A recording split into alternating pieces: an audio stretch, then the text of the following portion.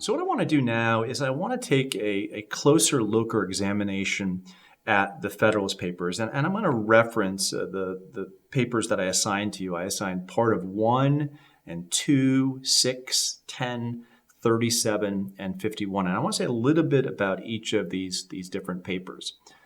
As you know, there are 85 Federalist Papers. The great majority of these papers are written by two individuals I've referenced already, James Madison and Alexander Hamilton. They do so under the pseudonym Publius, which is very important, and I'd look up that name Publius in Roman history because you'll get a very interesting story about that individual.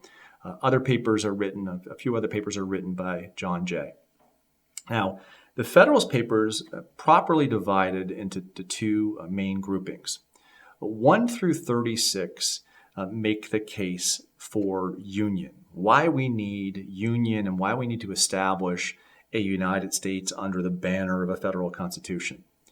Papers 37 through 85 take up, well, what will our federal government, what will our federal republic look like?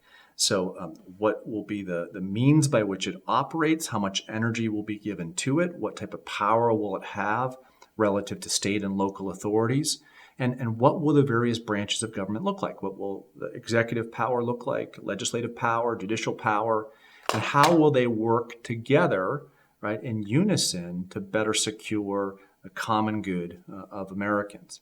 So let's take a look at what's written by Alexander Hamilton in Federalist 1.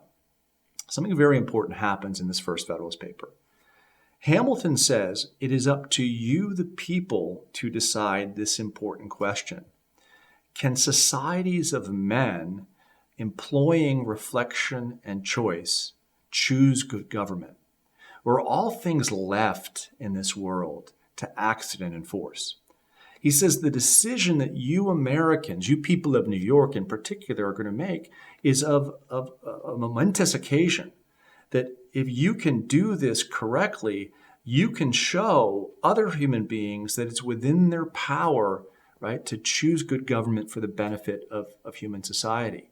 So what's happening here is Publius, right, Hamilton, the one author, is saying to the many, here, I want to help you, the many, make a good choice about how you're governed. And here's the first thing that you need to consider. Union is essential to your happiness. So Federalist Paper 2, written by John Jay. John Jay says, we can make this work. We can have a unity because we do, by and large, come from the same places. We are, by and large, of the same language and customs and religion, etc. That we have a possibility here to further solidify that unifying experience that we've had over the 17th and 18th centuries in a new U.S. Constitution. But if we don't, what's going to happen, moving to Federalist 6, is we're going to find ourselves pointing guns at one another. So basically what Hamilton writes in Federalist Paper 6, you've got an important choice to make. There are many things that will make that choice a good choice.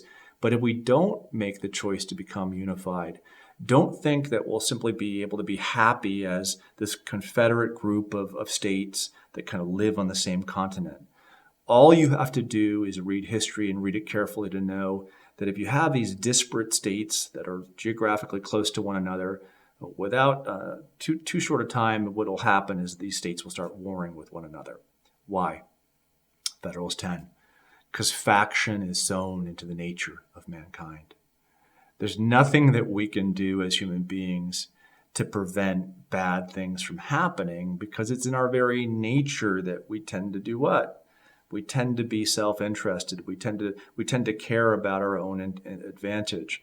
And we really have to be cajoled out of just simply caring about ourselves to do the right thing. So here, note, I mentioned Madison and Hamilton had a very, very kind of reticent or cautious understanding of human nature that was brought on by Reformed theology and brought on by the Scottish Enlightenment. And here we see it at play in Federalist 10.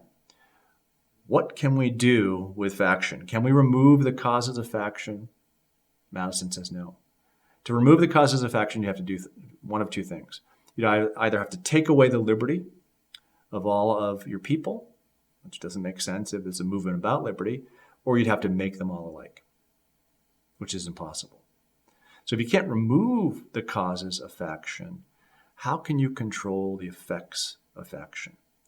And here Madison says, the glory of the United States is in the North American continent. The glory of the United States is the fact that we have this extended republic. We can enlarge the orbit of our politics, and we can do what? We can put into place a representative government in which what? An extended representative republic will better control the effects of differences that might lead us to want to inflict upon another our own will. Which brings us finally to Federalist Papers 37 and 51. Federalist Paper 37, Madison writes the following about the framing of the American government. They did the best that they could, given the knowledge that they had and the difficulty of the subject, which is human nature. But what they didn't do is they didn't believe that a utopian future lay ahead. They wanted to grant power to a legislative body, to an executive, and to a judiciary in a way in which power was balanced and checked within the federal government itself and between the federal and state government. Here, note the important idea of balance once at play in the defining of the American Republic. So no utopia, no whitewashing of human nature can happen according to the Federalist Papers, but we can intelligently take a look at human nature and frame institutions in a way that better lead us towards human flourishing. I mentioned before the Declaration of Independence is a document of great genius, right? A rationale as to why we ought to be free. But this Constitution is likewise that great document that holds the thing together. As Lincoln would say later, it's the silver frame that holds that golden apple of all men are created equal together. It's needed, it's necessary for us to survive and to flourish as a country.